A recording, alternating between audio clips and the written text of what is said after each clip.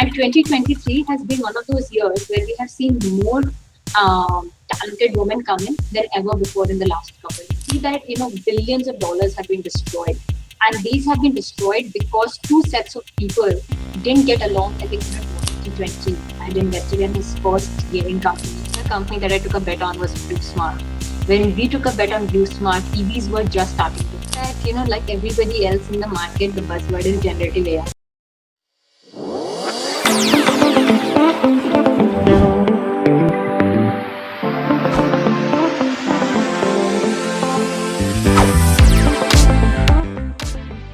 Hi everyone, I am Hani Kithani, co-founder of 10,000 Startups India.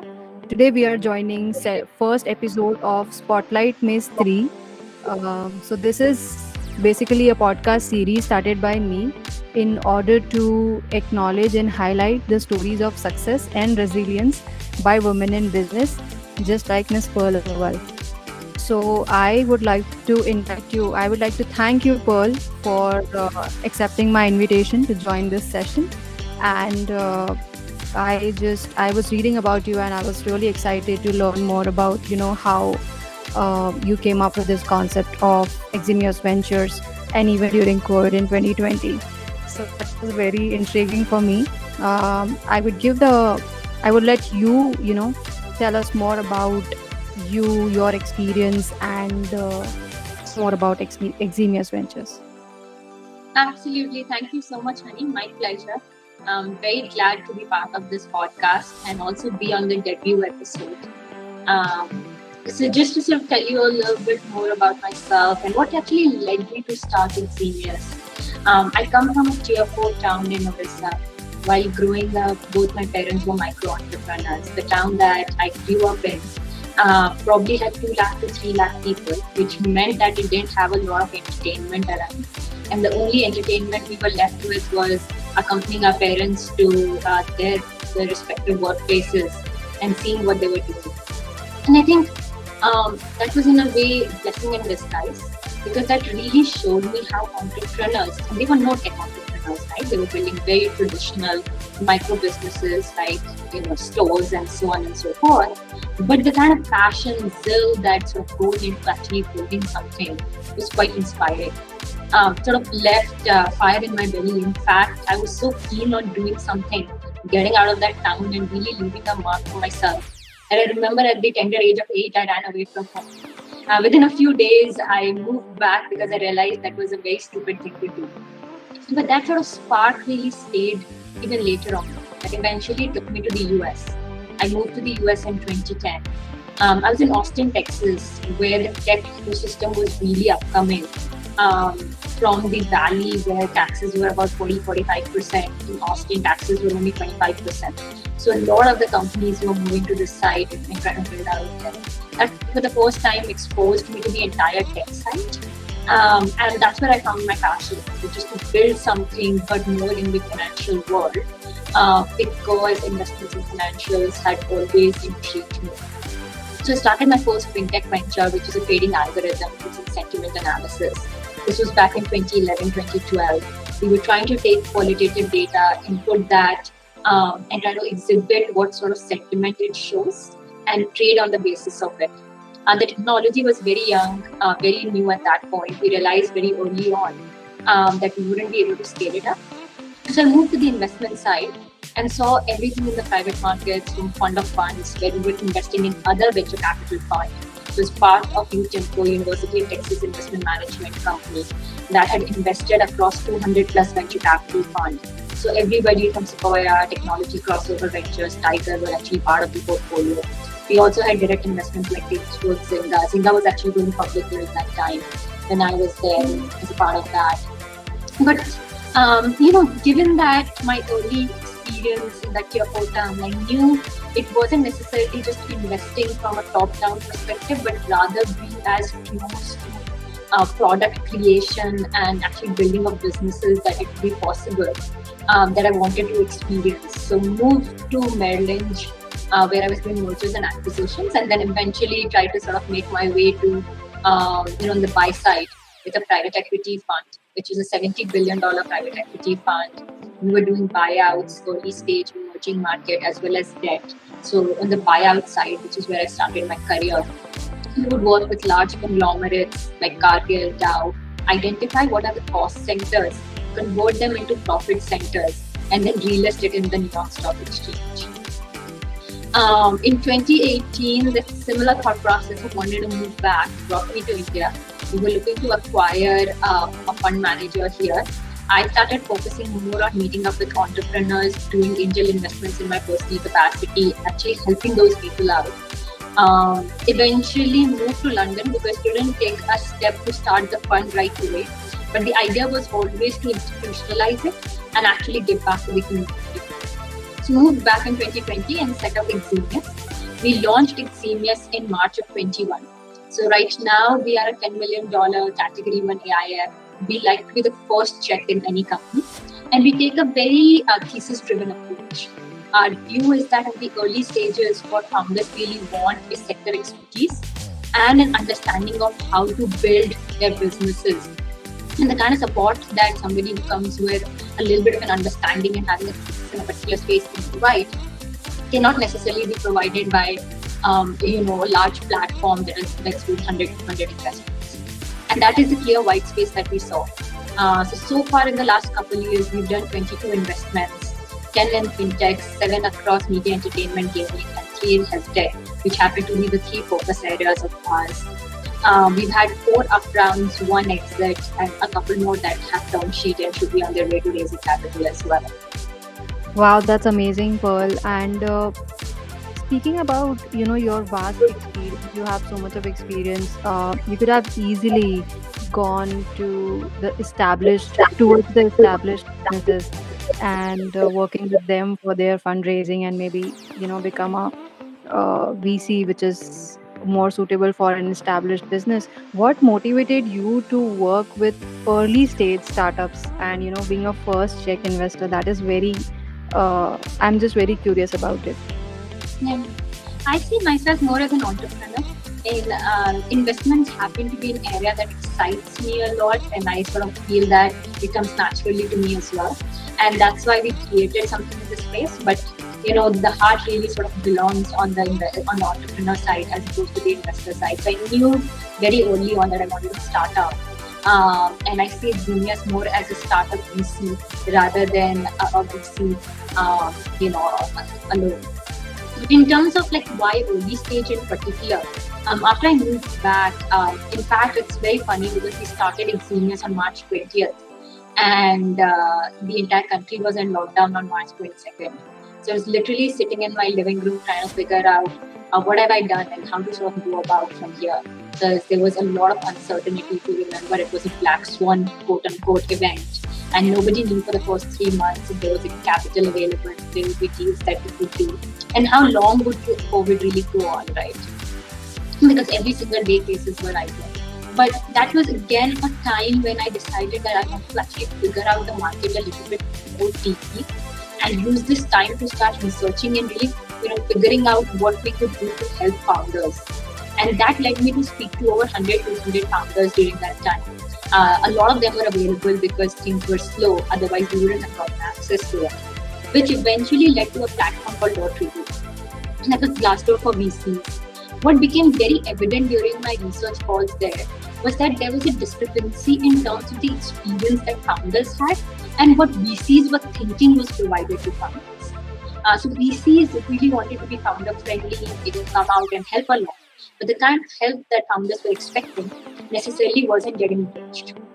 And we thought that as the ecosystem deepens, a feedback loop that is more authentic is what is required. So we launched Dot-Review, and that got a lot of responses from founders that were trying to share their experiences and actually tell aspiring entrepreneurs how to go about fundraising. But that also pointed out a couple very clear gaps in the market. The first was that at the pre-seed stage, founders often don't have capital available. Sometimes if they are connected, they go to angels. If they're not connected, they try to raise from family and friends. And sometimes because you see large institutions coming in and investing at this stage as well, a lot of founders spend time pitching to and working with institutions when they're not really aware what sort of bet these guys are taking at the pre-seed or the pre-product stage. because there is a sweet spot that most of the institutional investors have in terms of what is the check size and at what stage they can come in and what sort of traction they would be looking for. But that is not often clear, and you see some optional checks getting written, which just clouds the judgment in terms of how quickly can we go to them. So literally founders are spending 2 months, 3 months, either pitching to multiple angels or multiple institutions, not knowing where money would come from.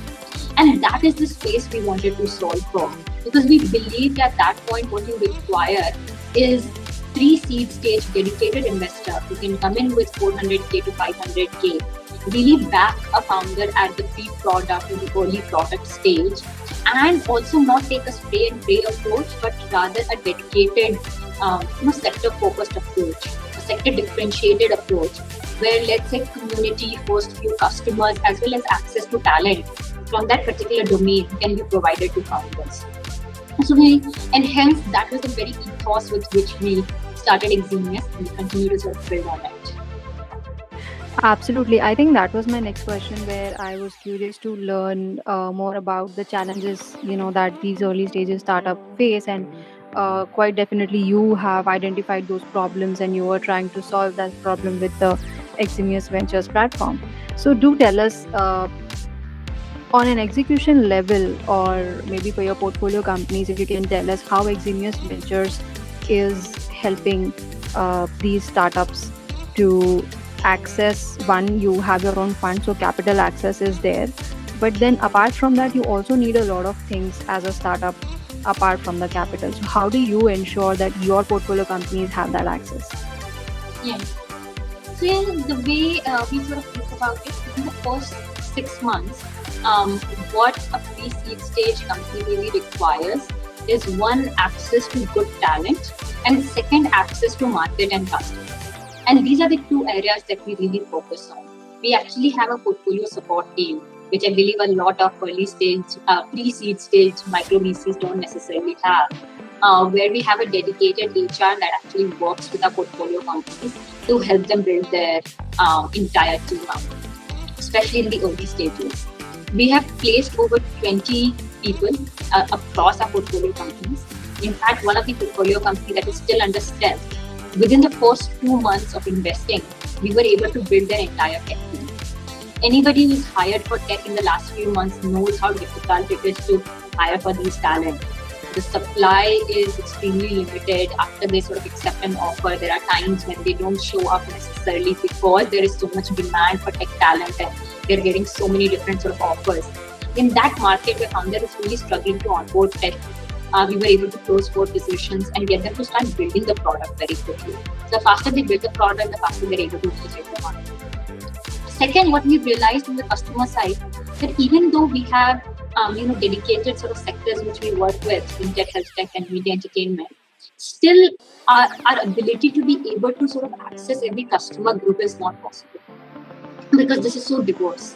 And hence we have taken a micro community approach to create communities of operators that can actually help our portfolio companies track a few customers.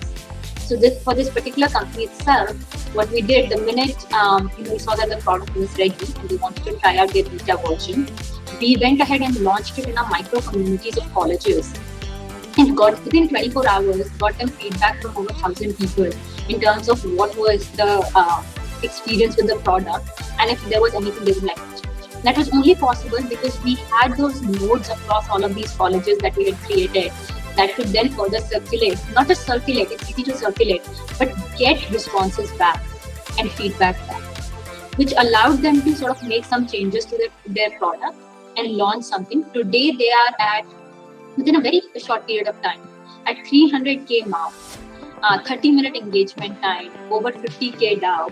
These are fantastic numbers for somebody who's barely spent a crore and a half to get to this level. Wow, I think that is the kind of execution that I'm talking about. Like, yes, as 10,000 Startups India, we have been doing this since last 3 years, where I am actually bridging the gap between a startup looking out for a capital and an investor interested to invest in such business. Only after a particular journey you are able to actually get the access, and that's where 10KSI comes in, where we have this community approach that you mentioned very interestingly, and I really love that fact because I can relate to it. We have been building this community since last 3 years, and uh, with this community, we have been providing our startup that business acceleration also side by side with fundraising. So I think this is amazing for the kind of approach that you guys are taking, in the sense of, you mentioned hiring talent. Hiring right talent in the right time is very important, and as well as the sales part of it. Even if you're in early stage, you get to understand what is the target market, what kind of tweaks you have to make on your platform, and that is approachable on your platform. That's commendable job, I think. I think thank you so much for doing that. And thank you, So Honey. Very kind of you. We try to do our bit, um, because we do believe that this is definitely a white space. So I'm glad to see that you guys are also focusing on it. absolutely, absolutely. Would love to see how we could, explore more synergies. And Pearl, you coming up with, such an extensive background in investment. Uh, what are the most crucial factors that look out for when you evaluate potential investments for Eximius Ventures? So, as I said, we come in at the pre-seed stage. So often when we meet a founder, the founder is really trying to figure out what is the exact space that they want to narrow down on and build upon, right? And then we start helping them out, tracking it, and then eventually sort of putting in our capital when we believe that there is alignment of pieces. So what we've realized is that there are two things that are very important for us. The first is the problem statement of the market that they approach. That's because even though we are founder first, we are very thesis driven. In this case, we already go out and create deep thesis of our own, where we work on primary research as well as secondary research to identify what are the white spaces that can emerge. So, for example, if it is fintech, we'll go ahead and map everything on the B2C side as well as B2B side, understand the white spaces that are evolving, and then speak to people in the industry or in adjacent areas to understand if there is really a viable sort of business model that can be built. Once we have these listed out, we know that when founders are coming up in these areas, or if founders are building in adjacent areas, that would be of interest to us. Then we start working with them. And then beyond that, what matters for us, and that is the biggest, the most critical item, is the founders and the entire founding team. We believe that if there is a space to actually build something in a particular area, and the founding team understands the problem statement, how deep it is, what are the challenges that a customer is facing, and it becomes very easy to go out and iterate upon the product and build the product in a way that not can you just distribute it to the right set of customers, but also get them to pay for it. And what's important here, the most important factor, is the ability to actually take feedback from the market and iterate upon that quickly, so that anything that wasn't required, that is not working, falls away, and actually the product becomes sharper and sharper to get to a level that works for the market. So that is the kind of thinking that we actually look for, that how deeply has the founder understood the market that they're approaching. Of course, in addition to that, we also want to sort of make sure that there are synergies within the founding team. If there is one of the founders that is very good with operations and sort of focusing on ground supply chain, for example, the other founder needs to be able to sort of sell the business and handle it. There should be a third person who's also looking at technology and very well versed with creating large scalable businesses and scalable technology. So what are the complementary skill sets? But more importantly, how all of that is coming together to build for the right customers.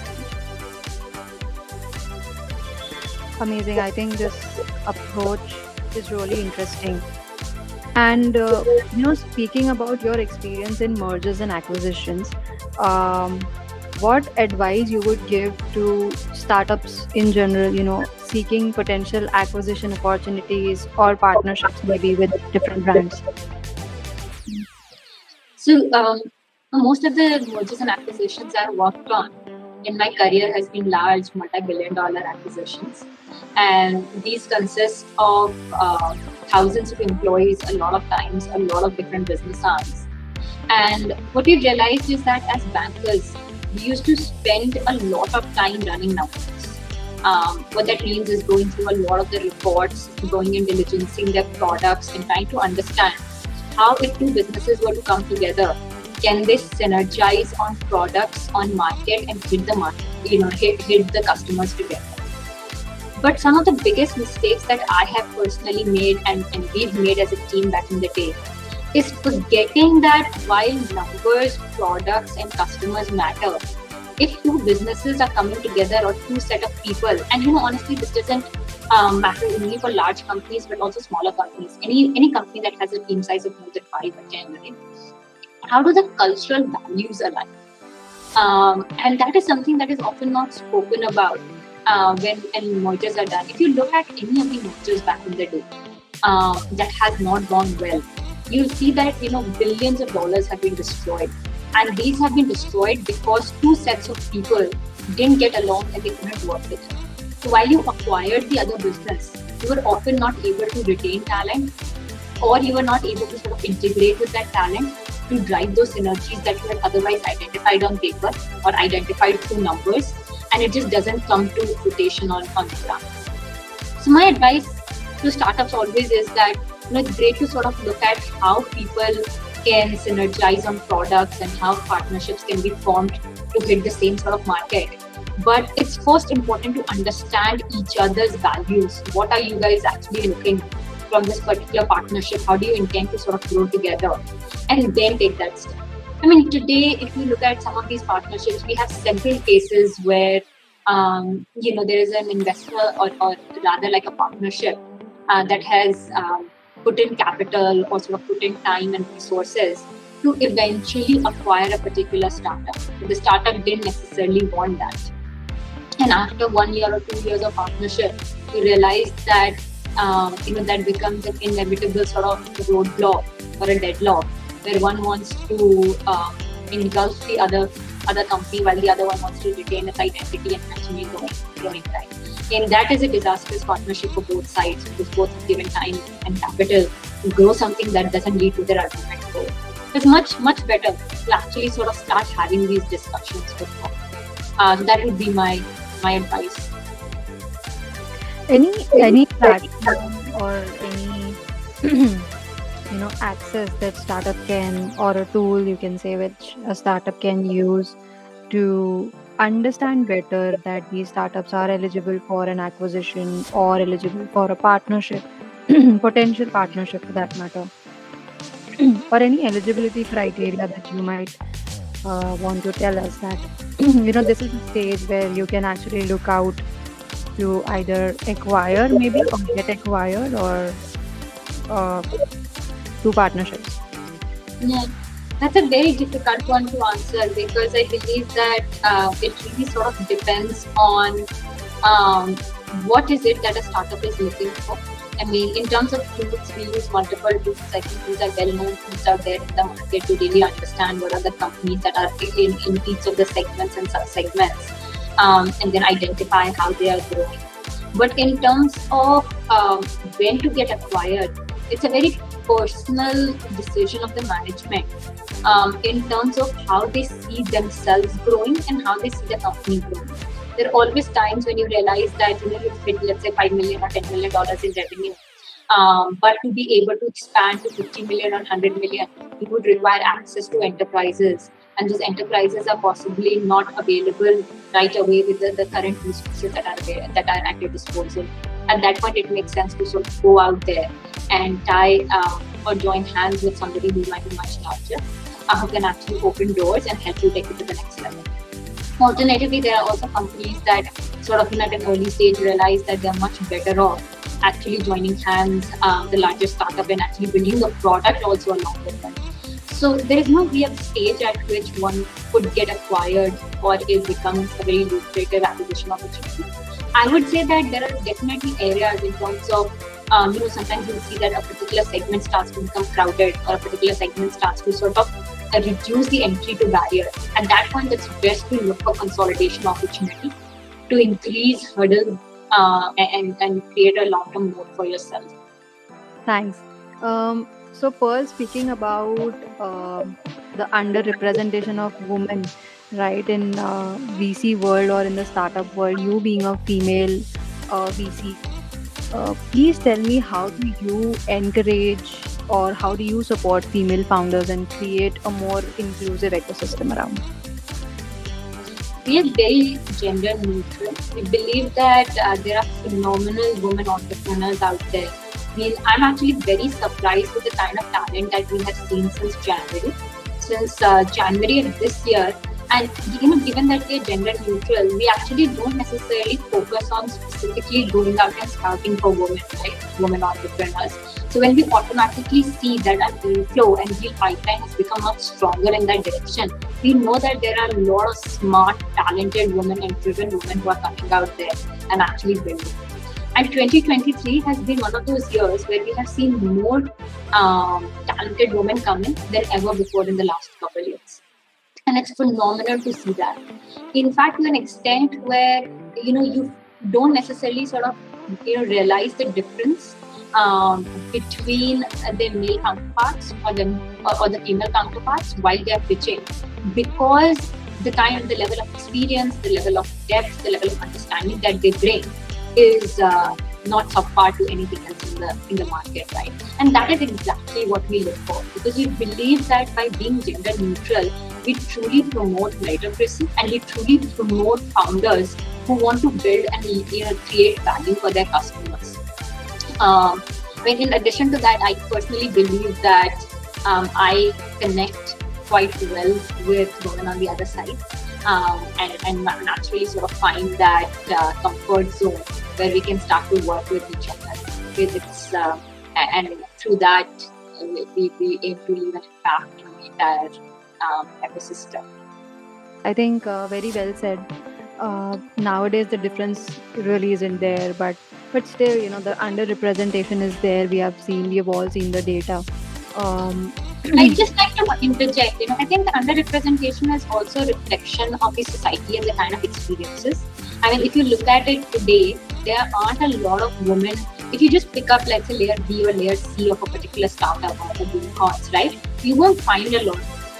So the fact that there aren't women who are in leadership positions and haven't gotten that experience, it makes it difficult for people to just step into this role right away and start to sort of build.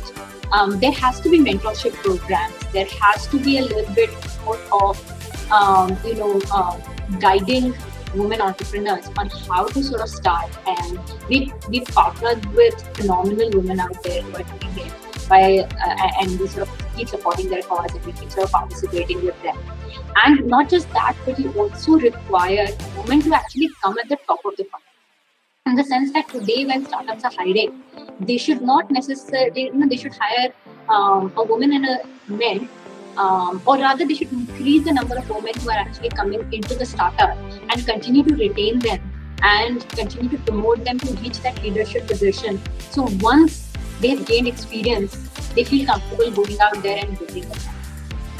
And the more I believe that gender neutral approach is taken throughout, this will continue to.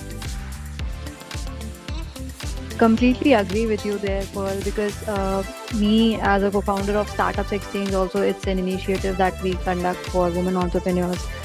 We do at least one mega event for women every year, and we tend to do it on a global scale. We tend to give that platform to women entrepreneurs, the access to investors, mentors across the globe, and every year we do something new for them. So that's the kind of community that I have also built from the scratch, and I am now connected to 100 plus lovely ladies on a global scale with this initiative.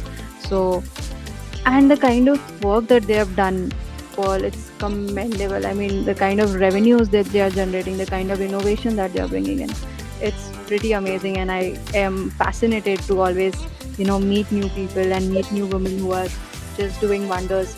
We might not just be aware of it, but as you said, we should keep on working on awareness programs, on giving them those platforms to appear and just talk about them.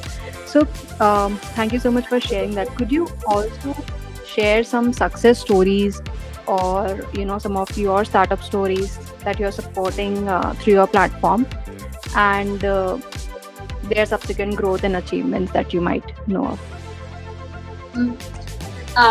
There are quite a few. We've done 22 investments. Each of them are very close to our hearts. There have been 4 up rounds and 1 exit as well, as I said, and a couple more that is on its way. But if I had to pick one, and then one that is very close to my heart is Stan. It's a Web3 gaming company. The founder path was actually part of my angel portfolio in 2020. I had invested in his first gaming company, Evo. That was a time when we weren't actually meeting founders in person. It was in the middle of lockdown. But he was so passionate about gaming that I could actually hear his voice penetrate through the screen, through the speaker, and come out on the other side. And that is something that really stood out to me.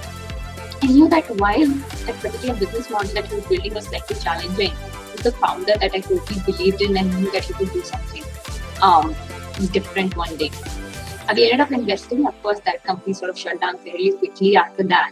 But from there evolved Stan, which was a Web3 gaming platform for esports content creators. They essentially sign up with esports content creators, get them to come and create those trump cards. If you remember, trump cards we used to play back in the day, and have multiple engagement strategies and sort of small game strategy games that are built on top of this. But each of them can be powered up and monetized for real life perks with the content creators. And this has enabled them to generate 40 lakhs of revenue per quarter, over 4 to 5 crores of GMV per quarter in a very short span of time. In fact, at zero acquisition cost, it has reached almost 1 million downloads. And today have more Web3 wallets connected than one of the largest platforms in the space, IndiGG. That has been around for some time and backed by YTG, which is a global platform. And all of that only in the last 8 months of launching the platform. They raised from general catalyst after us at a 4x valuation of where we came in, and they're on their way of raising the next round as well. Brilliant. I think that's an amazing success story. And even in Web3, that matter, the gaming side, obviously. So, Pearl, I also know that you are also personally investing in a lot of companies as an angel investor. What all factors do you consider when you select a startup or a founder, right? Like you mentioned, founder characteristics is also very important. Please do tell me your own eligibility criteria or parameters when it comes to an angel investment. I believe my approach of angel investment, and this is a very interesting question because I get this very often, and especially LPs ask me this very often. How does your angel sort of portfolio strategy really differ from fund portfolio strategy? And I think they're very, very different. In the fund, we know that we have a fiduciary duty to actually manage somebody else's capital, and we are sort of creating an engine to be able to back entrepreneurs again and again. So we take a very thesis-driven approach. We have certain metrics that we track afterwards and continue to support these founders. When it comes to my angel portfolio construction doesn't really matter as much, and what really matters to me is working with people that I truly love and working in sectors that help me learn about something new. So often what's important is to look at sectors that I otherwise don't have very good understanding of, or sectors that I'm very curious about and would want to know more and more about. And we took a bet in BBOLS drone company called Red Wing Labs for my personal capacity, as an angel. And these are beyond visual line of sight drones that can help with blood delivery, medical delivery, any critical, time-sensitive critical delivery, right? At that time, I took this bet again in 2020. At that time, there was no real regulation. Since then, the founders have worked and co-created a regulation along with DGCA and completely created that market, created that sort of space segment, if you will. And that is the kind of bets that I like taking from my personal capacity, because that allows me to sort of work with innovative, disruptive founders that I truly admire, get inspired by, and yet in segments that probably are just breaking out today, but could become super big in the next few years. And the other company that I took a bet on was Smart. When we took a bet on Blue Smart, EVs were just starting to come up, right? EVs weren't a big thing, especially not for consumer-facing companies. I mean, they had zero cars on the ground. In fact, very soon we entered into lockdown, which means that there were no cars for the next 3 to 4 months. But what I knew is that the segment was going to pick up. And what gets built here would really sort of change the perspective for the other mobility companies. And that has also started to sort of play out. Absolutely, that's a pretty risky, uh, portfolio. But I commend your risk appetite, and I commend the kind of confidence that you have in your founders and the people that you invest in and you believe in. That's pretty amazing. And any sectors currently that are your personal favorite? I would say that, like everybody else in the market, the buzzword is generative AI. It tends to be a very exciting space right now. And see, we are always long our core sectors, right? We are always long fintech, health tech, media, entertainment. Even though markets today are supporting SaaS and B2B more, we truly believe that these companies are not building for today. These companies are building for the next 4 to 5 years, where you have the next 500 million Indians who are digitally aware and for the first time actually getting exposed to finer products, coming up, getting higher disposable income, and are going to want better financial services, better healthcare services, and entertainment forms. And they are in the next 2 to 3 years going to continue to sort of, be a prominent demand for these products. But at the same time, whenever a new segment, a disruptive segment sort of comes up, it automatically creates curiosity in you because it has the ability to disrupt everything in the next few years. And we as VCs are in the business of figuring that out. So I'm quite interested with what's happening in generative AI. In fact, we've taken 2 bets, both on the fintech and the health tech side, in terms of how generative AI can actually sort of make an impact there and utilize the large amount of data that is being created to better service customers. It's amazing to see, how quickly advancements are coming. I mean, just a few months ago, we were in GPT-3, which was just single modal, which is it would take text and be able to sort of help you determine what is the next token in a text string. Now it's becoming multimodal, where even audio and images are being input similar to text and indexed to be able to sort of tell you what next in this. The applications around this is humongous. I mean, today, I'm pretty sure that you buy clothes online, and any single e-com platform would know the kind of clothes that you buy. Imagine using this generative AI and the image multimodal. It can be used by designers to determine what sort of designs are upcoming and create the entire next season plan. It's a 6-month process, 120 plus designers that sit down to create a catalog. All of that can be done by Gen AI.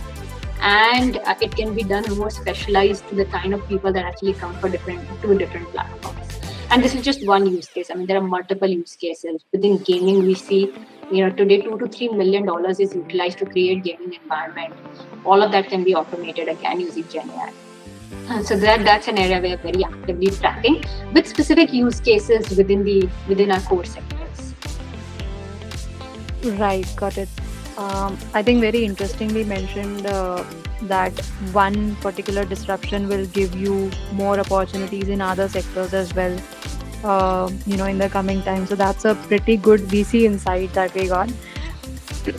Speaking about VC, women in VC, we talk a lot about how we welcome women in the startup world, become an entrepreneur, become global, do business and all of that. But interestingly, when I shared about my podcast with you, I received many questions regarding how to enter the VC world, right? A lot of people are talking a lot about the startup world. Now let's understand how to get into the VC world if you want to, as anyone, not just women. So what are your tips and suggestions that you would offer to the viewers out there if they want to get into the VC world and investment side of the startups? I would say there are 2 biggest things to really enter into the VC world. The first, most important thing is to always be curious. We were just talking about generative AI, right?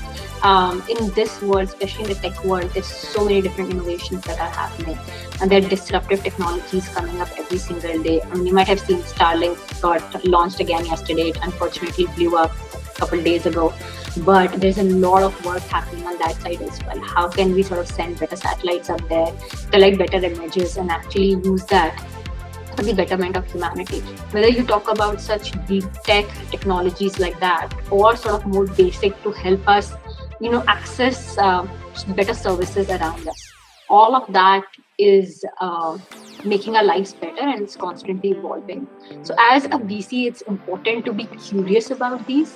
It's very important to constantly want to learn, and also constantly sort of dig deeper, like keep peeling the onion to figure out why certain things would work and certain things would not.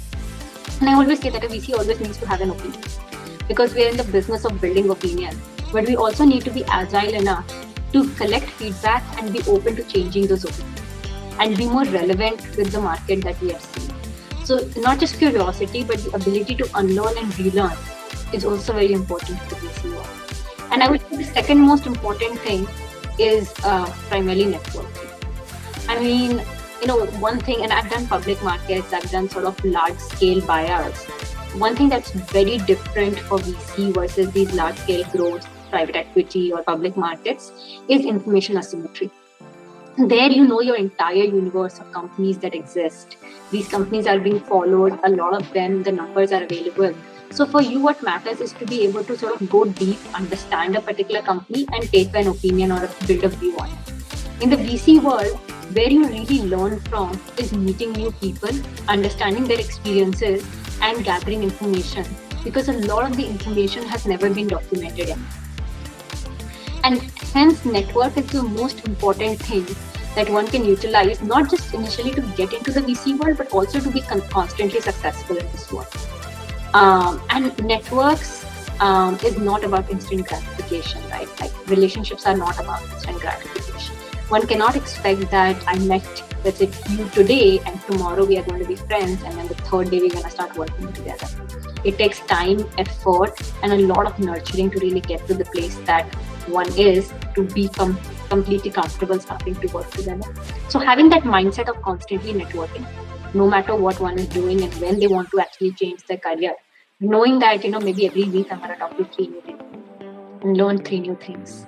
Great. Thank you so much, Pearl. Really amazing insights, and lovely learning a lot about inside of the VC world, and how also VCs struggle to reach out to funds of funds and the LPs. So great insights, amazing learning. Looking forward to see you again and learn a lot from you. Thank you so much, audience, for joining today, and looking forward to see you all for my next episode of Spotlight Me Stree. Thank you so much. Thank you all.